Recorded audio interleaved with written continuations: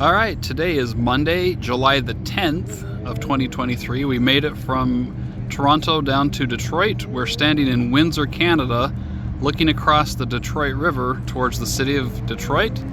What you see right there is, I believe it's called the Renaissance Center. I believe GM Motors had their headquarters there at one time.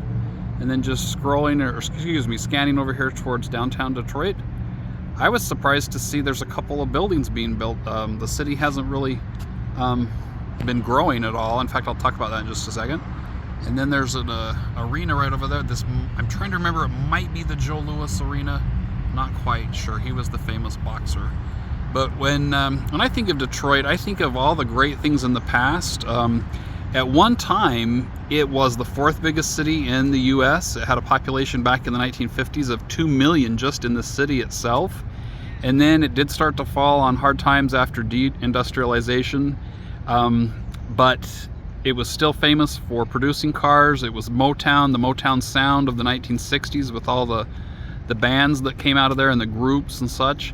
And then it just has had poor leadership since the 1960s, and it has been shrinking. It's had a huge crime problem. The population has dipped now, I think, down into the 600,000s. So it has lost almost 2/3 of its population.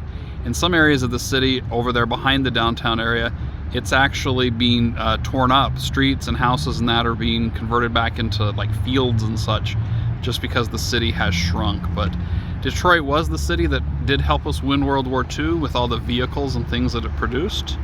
It was an amazing place.